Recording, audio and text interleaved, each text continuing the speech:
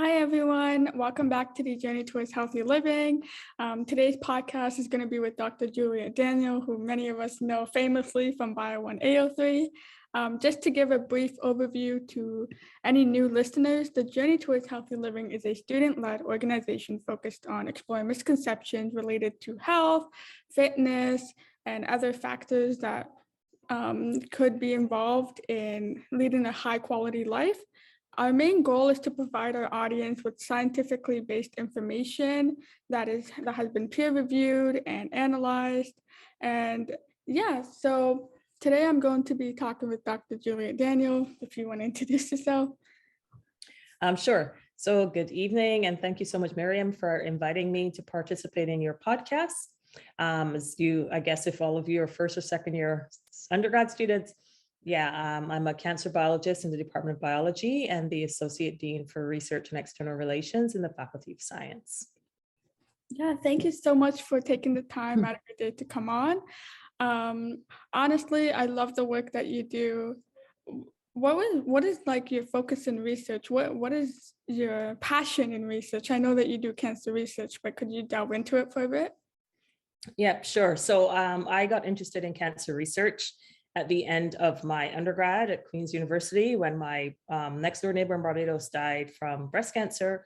And then my mom was diagnosed with ovarian cancer and subsequently died 6 months later, just before my convocation from Queen's. So I pretty much decided then to pursue a career in cancer research. So I did my PhD at UBC and then went to Tennessee to do my postdoctoral studies on cancer, and then came back to Canada when I was hired as a professor at McMaster in 1999. So we've been studying cancer in my lab for almost 22 years. And so when I was a postdoc in Tennessee, I cloned and discovered a new gene that I got to name, that I named Kaizo, after my favorite type of calypso, soca music. The correct pronunciation is Kaizo, but a lot of people can't do the sing-song pronunciation, so we say Kaizo. But some of my Caribbean friends are upset that I have anglicized it because people can't pronounce it the way we do in the Caribbean. But anyway, so we've been studying that in my lab for the past 22 years. And recently we found that it's highly expressed in many aggressive cancers, one of which is triple negative breast cancer, but it's also highly expressed in prostate cancers, pancreatic cancers. So we think that its high expression is contributing to the aggressive phenotype and the actual spread of the tumor from the primary tumor site to secondary organs such as the lungs or the liver or the brain. So right now, that's what we're studying. So in the lab right now, we're studying breast and colon cancer. Okay. My Wi-Fi is still here, right? You can see me? Yeah, I know you're kind of freezing on in and out. Yeah, it's okay. All right. Wow, that sounds like amazing research. I'm so sorry about your mom. So I was, just for the average listener out there, how does triple negative breast cancer differ from the regular cancer? So breast cancers are classified and into subtypes based on the expression of 3 protein biomarkers. So they're classified based on the expression of the estrogen receptor, or ER, the progesterone receptor, or PR, or the Herceptin receptor, the human epidermal growth factor receptor, or HER2. So as the name suggests, triple negative breast cancer means that those breast tumors do not express any of those 3 biomarkers. Estrogen receptor positive biomarkers can be treated by a drug known as tamoxifen, and HER2 expressing breast tumors can be treated by a drug known as Herceptin. And as fate would have it, estrogen receptor tumors tend to be more prevalent among white women, so they can be treated with tamoxifen. And as a consequence of that, their mortality rates have dropped significantly and their survival rates have increased since the creation of tamoxifen as a drug that targets ER positive tumors. And the same for Herceptin positive. For HER2 positive tumors can be treated with Herceptin. However, there's currently no targeted drugs for triple negative breast cancer. So women diagnosed with triple negative get your what we call standard chemotherapy or standard of care, which is your basic chemotherapy that will kill any proliferating cell. So that would be your hair, your skin, your nails, the lining of your intestines, and radiation. But there's no targeted drug that will specifically target the breast tumor cells in the breast. And consequently, women diagnosed with triple negative tend to have a higher mortality rate and low overall survival. Wow. I mean, like, do you know if there's reasons to explain the differences between different ethnic groups and stuff? We're not sure what's the cause of those differences. I mean, in our lab, we found, as I said, like high Kaizo expression in triple negative breast tumors from Black women. And interestingly, Kaizo is also highly expressed in aggressive prostate cancer tumors in Black men. So there seems to be a correlation between high Kaizo expression and some aggressive tumors in people of African ancestry of different cancer types. Obviously, we need to do a lot more studies to see if that's a general phenomenon or if it's just in breast and prostate cancer that we see that.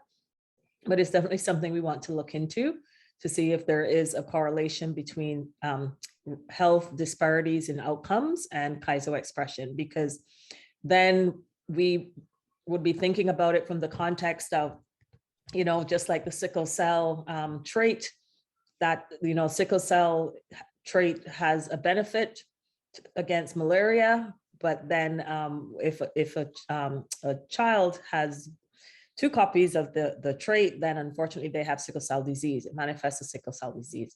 So it's possible that maybe there was some mutation evolutionary benefit to having high Kaizo expression that we don't know about. And actually, we've got some interesting data now, actually, that might explain it. So there's a lot of stuff going on in the lab right now that might actually all begin to make sense in 2 to 3 years when we put the pieces of the puzzle together to explain why the high expression could be causing cancer. Yeah. Wow, that is amazing. Like, best of luck to you and your lab. Thank you. So my lab sort of focuses, sorry, not my lab, but my club kind of focuses your on future lab. My future lab, I hope. But my club kind of focuses on being proactive about your health. Obviously, there's a lot of genetic factors here at play when it comes to any type of cancer, really. Do you know if there are external things that we can do to maybe be proactive about cancer, whether it's screening or eating right or your environment? Do you have any? All of the above. All of the above. You guys know, you ladies and gentlemen, you know, you're supposed to exercise, you're supposed to eat healthy, like everything that you just said. Don't smoke. Smoking is bad for you. It doesn't just cause lung cancer. All those chemicals from the smoke can contribute to other cancers in your body, right? Because they're toxins. So it's the same thing. I mean, for young women, the only thing extra that you can do in addition to exercising and eating right, of course, is to be fully aware of any changes in your breast. So I think a lot of young women seldom do breast self exams because it's like, well, cancer happens when you're in your 40s or your 50s, and I'm only 20 something, but a lot of young women in their 20s are also diagnosed with breast cancer. So I think all women should be aware of their breast. They should be aware of every lump and bump, as I call it. And as you know, if there's something different or painful, or if there's an unexpected rash or itching, you should definitely alert your doctor, because cancer, unfortunately, doesn't care about age. And so even though historically it's, you know, cancer, as you guys would have learned as well in cell biology, you know, it's a disease that is typically in elderly, older people, just because of the 2-hit model of cancer development, right? You have to have 2 mutations within the same cell that are going to confer that cell with extra proliferative potential. But young people and young women do get cancer in their 20s and 30s, breast cancer in their 20s and 30s. So I would say to every young woman listening to make sure that you're really aware of changes in your breast and get them checked. If you spot them, and don't think that you're too young to get breast cancer, because I've met a 24-year-old Indigenous girl who found a lump in her breast when she was 20 or 21. And all the doctors kept saying, well, you're too young to have breast cancer. And they ignored her. They never sent her for an ultrasound. They never sent her for a biopsy. And 3 years later, when she finally said, this isn't right, this lump is getting bigger, my breast is getting bigger, finally, one of the doctors that she saw 3 years later believed her and sent her for a test, and she had stage 4 breast cancer at that point. Right. And it's not that she was doing everything right, but the doctors did not believe that a 20 or 21-year-old student could have breast cancer. So you have to also be an advocate for yourself. If you know something isn't right, you'll need to push your doctors or whoever to make sure you do what's best for you, because it is your life in the end.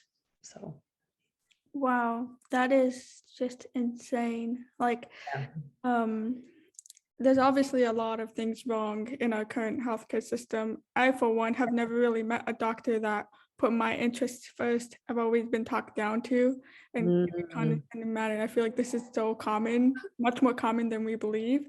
So it is, and I feel like the medical school system has failed Canadian healthcare, because I think sometimes they focus too much on interviewing and accepting students purely based on grades, without actually selecting students who are passionate and have what I call good bedside manner and genuinely care for other people. And sometimes the people with the good grades aren't necessarily the people who care for others, right? And sometimes the students with the low grades are the ones that would make better physicians. So I think med schools need to change their whole process of how they decide who to accept to medical school, because the current method is not necessarily selecting the best future physicians. So yeah. Going back to your point, something just came to my head when you were like, notice for changes in your breast if they're getting bigger. Not me personally, but my friends have taken birth control and they've reported changes in breast size. How would you, do you know, like if it would be if the breasts are expanding like continuously throughout a period, or if it's like no, well, if you're taking birth control pills, I think your breast is like, even if you're not, right, like as you're getting ready to have your menstrual cycle, your breast does tend to get more tender and larger as you're right, and then it goes back down to normal. So I mean, again, it's about being aware of the regular changes. So if your breasts always kind of get a little full throughout leading up to your period or just after, that's normal. But it's more like those like strange things, like, you know, something oozing out of your nipple, or as I said, having a rash that just won't go away and that you can't explain because you changed the detergent and washed your bra in some new detergent. Or like sometimes it's something that simple, you switch detergents and if you discover, oh, it's 8:29 p.m. Have a good night. Alexa is listening to us. very kind of concerning. I know. I hate Alexa. Anyway, she's probably going to say something to me now.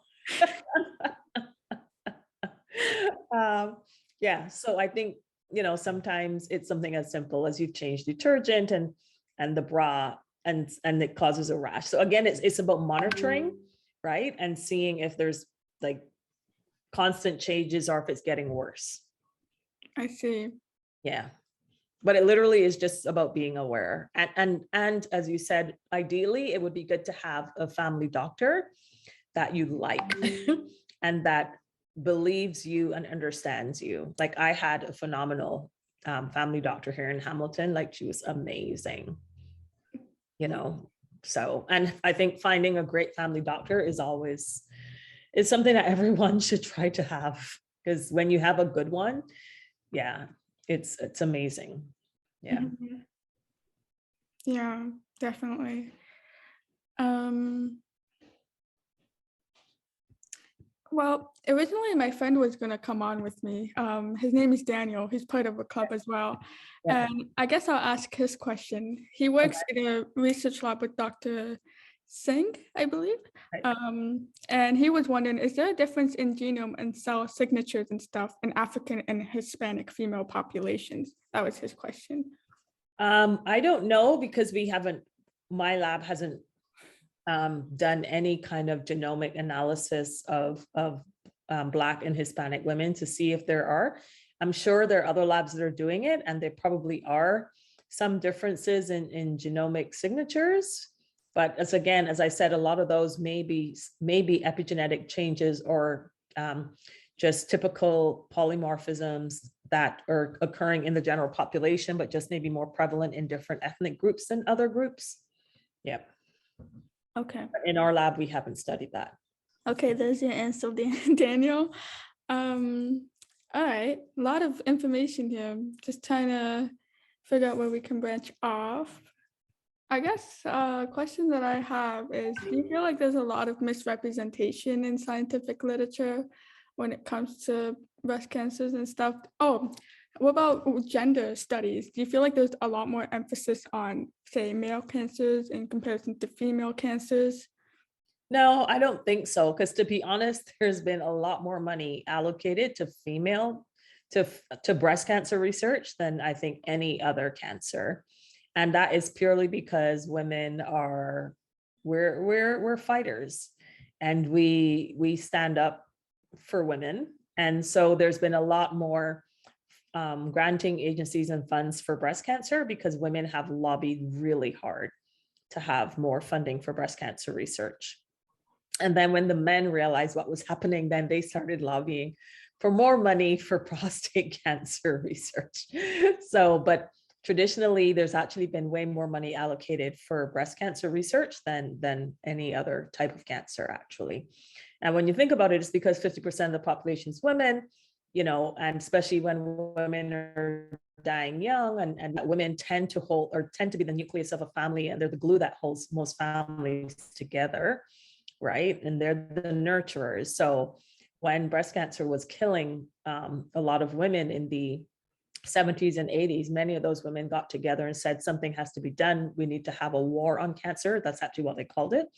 And the movement started in the US when they actually went to the White House, I believe it was, in the US, and said, listen, you need to dedicate specific funds for breast cancer research because too many women and young women with young families are dying. So I don't think there's that's probably the one place where women get more money, more funding is actually to study. There is more money set aside to study breast cancer. Yeah, I never even thought about like what you just said, like how women are the nucleus of families. Like, of course, it makes sense that we should dedicate research to women and understanding these cancers. That is just phenomenal. And I guess it's good the men are catching up. Prostate cancer is just as bad, all cancers are just as bad, really. Yeah, exactly. Right. So, but for women, as I said, many women were being diagnosed and dying in their 40s, which is the prime of their life when the family, your kids are still kind of young. And so they really lobbied hard to have money set aside for breast cancer research. And now for gynecological research as well. So whether it's uterine cancer or ovarian cancer, but still breast cancer, if you were to look at the total amounts awarded every year, the majority would be for breast cancer research. Yeah, and rightfully so. Okay. Another question that just popped up to me is obviously our world is kind of going through a process of climate change. I mean, there's a lot of pollution.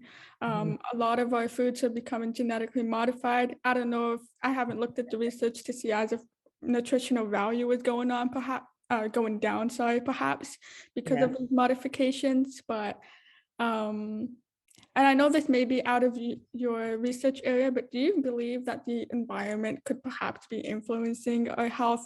I know you mentioned smoking, but what about like factors that we just can't help? For sure. Everyone said that, right? Everyone said that, because there's increased incidence in all cancers. And the question became, well, is it there's increased incidence, or is it that we've got better detection and better reporting, and therefore that manifests as increased incidence? Or is it a combination of awareness and more reporting in conjunction with a general increase because of environmental factors? Like, many people eat a lot of what I call pre-made foods now. They don't cook as much. So they use, they buy the pre-cooked meals that have lots of preservatives and chemicals. A lot more people are eating fast food compared to, generations 30, 40 years ago. So I think there's a lot that we're doing where the environment could definitely be contributing to the higher cancer incidence rates in all populations. Hmm. Okay, so it's sort of like across all cancers, not just particular. Exactly. Okay. The only one where it's specific, and we know for sure it's specific, is lung cancer.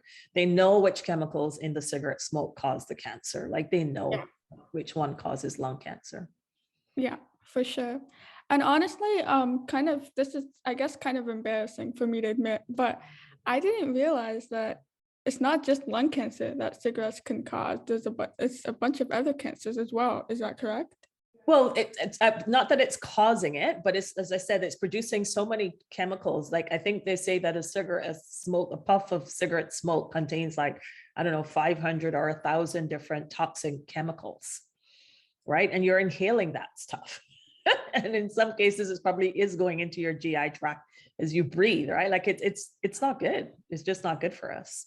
Yeah, I can't help but think about so I'm Turkish and back home smoking is such a cultural thing. If you get off on break, you go and have a cigarette. If you're hanging out with friends, you have Yeah. a cigarette while they're drinking tea.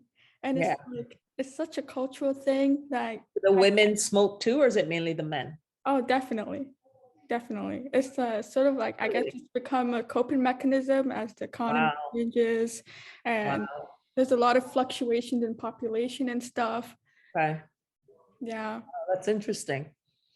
And was it like, is it something that's been going on for 300, 400, 500 years, or is it a modern thing to start smoking? Honestly, I'm not sure. I feel like maybe there's been a reduction in recent years because of campaigning. I remember like being 12 and I saw a commercial in Turkish and it was about like how they showed a healthy lung, the typical, campaign ad, and then they showed a pair of black lungs and it was like, Yeah. this is what smoking will do to you. I hope smoking has gone down, but I honestly can't say for sure. But when I went in 2019, it was such a cultural shock because Oh, wow. you think people smoke here, but not really. I know we don't smoke as much in Canada as they do in European countries and the Middle East, obviously. Yeah. I think when you go to England or any of the European countries and you see how much people smoke, you're right. Yeah, we don't smoke as much in Canada anymore. Like I think the anti-smoking campaigns have worked in North America. We have dropped the amount of people, significantly dropped the numbers of people who smoke here. But in the UK and Europe, there's still a lot of smoking going on. Yeah. And one more like lifestyle question, I guess. When I was in high school, I had a business teacher and he was like, all you kids with these phones, just holding them around and stuff. Did you know I knew a lady that used to put her phone in like her breast pocket, kind of? She had like a blouse or something. And guess what? She developed breast cancer. So all you guys holding these phones in your hands and your ears, guess who's going to get cancer? And I was like, oh my God, it's high school. Like, I kind of don't want to hear that. But and what like, do you think there's truth to that? Or do you think he was just trying to scare us? I haven't read any literature on that, but I think, if someone is putting something like a phone against their breast for every day for 5 or 10 years, that probably isn't good because those phones do heat up, right? And they get hot every now and then. And so who knows? Who knows? I mean, that's another one of those myths and theories that goes around about, the fact that we don't know what the cell phones or what waves are they emitting. Are they emitting microwaves or what are they? No one knows. And yeah, by the time they figure it out, it'll be too late for some of us. Oh no. Yeah, I mean, I just think about myself, like, even if I try to go away from technology, it's so integrated into my school life and my academic life. Like, you're holding meetings with your, I guess, principal investigator, got to meet with them on your computer. And Zoom has made it worse. Like many of us I've never been on a computer as much as I have been since the pandemic, right? Like I just was never on a computer so much. But now you're on the computer 10 to 12, 14 hours a day, every day. And I was never on my computer this much before. Do you find that it's convenient now or it's not so much? Some meetings is great because now you can have meetings with people on the East and the West Coast at the same time. No one has to travel. You don't have to juggle all your calendars.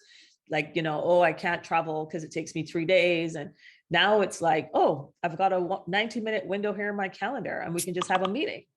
Right. So there's that convenience, but we're missing out on the relationship building because it's hard to build a relationship with a computer. Though some people have done it and done the online dating and all that fun stuff. Yeah. But, so I think it's good, but like for me, I miss the walking from one meeting to another, where you then have time to reflect on the previous meeting as you walk to the next meeting and you get exercise. And then when you're in the meeting, you're there 100%, unless you're expecting a text or email about some deadline. Whereas I find with Zoom, like many of us are multitasking as we're in our meetings. We're not 100% focused on the meeting because we get tired staring at the computer. Right. And the computer, and it is draining. And I need to find the article because when the pandemic first began in 2020, there were a couple of articles published, and one published article said that 60 minutes of Zoom is the equivalent of 90 minutes emotionally, a 90-minute meeting emotionally. Wow. And so if you've been in 4 hours of Zoom meetings in one day, you've basically done 6 hours of in-person meetings, which is emotionally exhausting. Oh, wow. It's Right. 1.5 fold, basically. Yeah. Yeah. Wow. So it's so I struggle with, so people that are saying, oh, let's keep doing this. I'm like, yeah, but there's a reason why most of us are so tired. It's because we're staring at this thing day in, day out now, and it's making us tired and we don't realize that. Yeah. I mean, look at the time, we're having this meeting at 8:43. But if Zoom wasn't here, we wouldn't be, like, your workday would have ended at probably 5, right? So No, most professors don't stop at 5. wow. We work nights. Oh, Most really? of us work at night. Yes. Lab. Yes. How could I forget? We don't stop at 5. No. Never stop. The grind keeps going. Nope. Wow. I mean, for me personally, as a student, I guess, my work days have definitely gotten a lot longer than they were in first year before the pandemic started. So it's like everyone's sort of taking advantage of the at-home hours when really you should be spending them with your family and stuff. Yeah. So lots of changes. Yeah. Yeah. Okay, I guess that kind of brings us to the end of this meeting. Thank you, Dr. Juliet Daniel, for taking time out of your day for educating us on triple-negative breast cancer. I'm sure a lot of people can benefit from your research.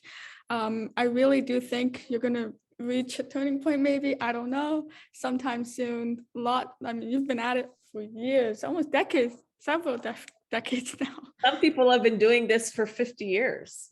So not about the time, it's the findings that matter. Exactly. And you and I still need to go for a walk in the woods.